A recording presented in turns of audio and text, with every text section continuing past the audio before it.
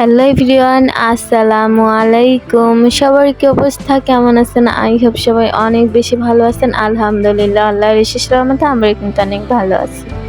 এই তো নতুন আরেকটা দিনে নতুন আরেকটা ভিডিও নিয়ে চলে আসলাম। আই হোপ আজকের ভিডিওটা আপনাদের কাছে অনেক বেশি ভালো লাগবে।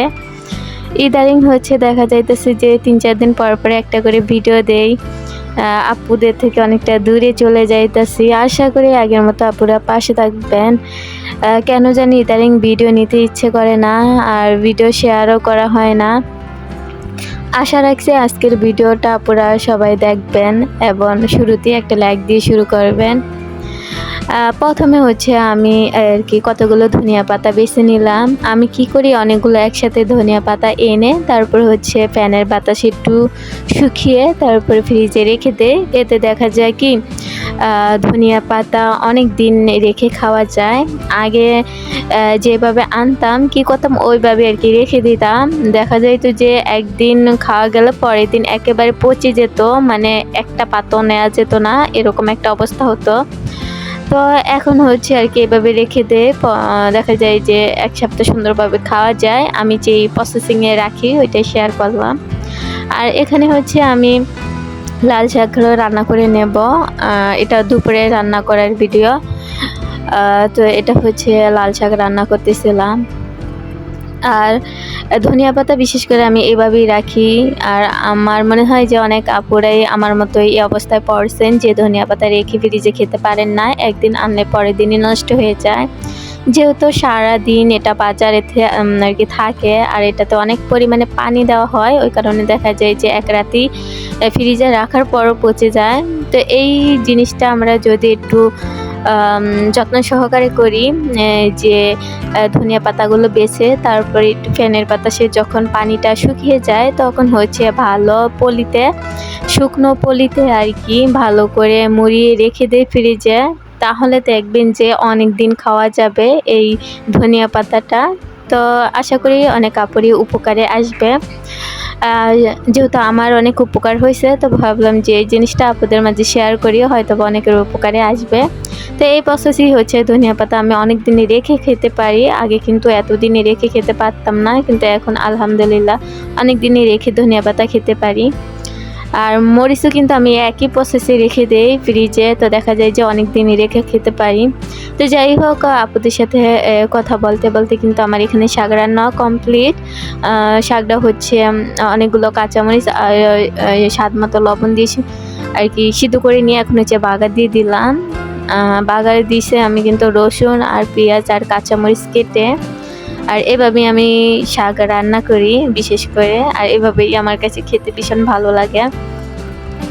তো শাক কিন্তু হয়ে গেছে, এখন হচ্ছে শাক রান্না করছি, পাশাপাশি হচ্ছে আমি এখানে মাছও রান্না করব।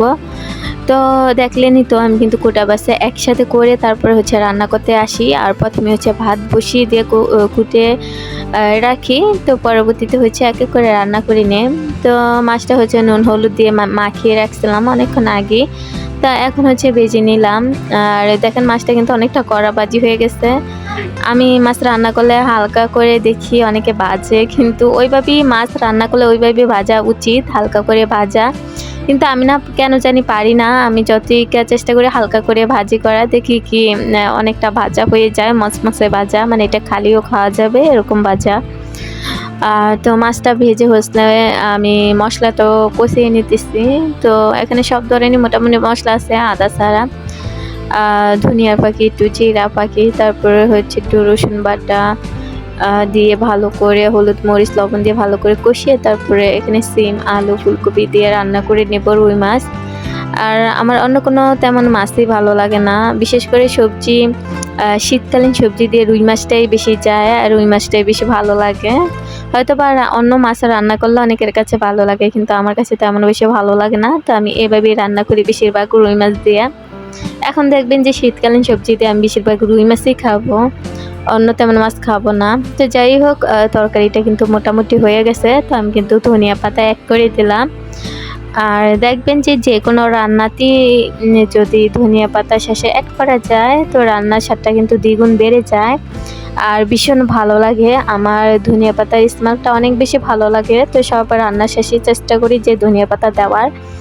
আর যেহেতু এখন ধনিয়া পাতার সিজন, তো এখন কিন্তু ধনিয়া পাতার ফ্লেভারটা আরও বেশি ভালো লাগে, মানে স্ট্রং একটা ফ্লেভার পাওয়া যায়।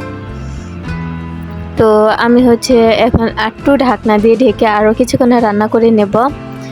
তো অবশ্যই আমার রান্নাবান্না কেমন হয়েছে আপনারা কিন্তু কমেন্টের মাধ্যমে জানাবেন, কারণ আপনার একটা মূল্যবান ছোট্ট কমেন্টই পারে আমাকে আরেকটা নতুন ভিডিও বানাতে অনেকটা উৎসাহিত করতে। ইদানিং এমনিতে আমি তেমন কোনো ভিডিওই দেই না, মানে অনেকটা অলসতা বলতে পারেন, অলসতা হলে যা হয় আর কি। তো এই কারণে শরীরটা মাঝে মাঝে দেখা যায় যে অসুস্থ হয়, তো আবার ঠিকও হয়। তো ওই একটা দেখা যায় যে সুতা থেকেই আর তেমন ভিডিও নেওয়া হয় না, আর রান্নার ভিডিওগুলো তেমন বেশি নেওয়া হয় না, তো কি আর শেয়ার করব। যাই হোক, আজকে রান্না কেমন হয়েছে কমেন্টের মাধ্যমে জানাবেন। তো আজকে রান্না করতে করতে বিদায় নিয়ে নিতেছি। আল্লাহ হাফিজ।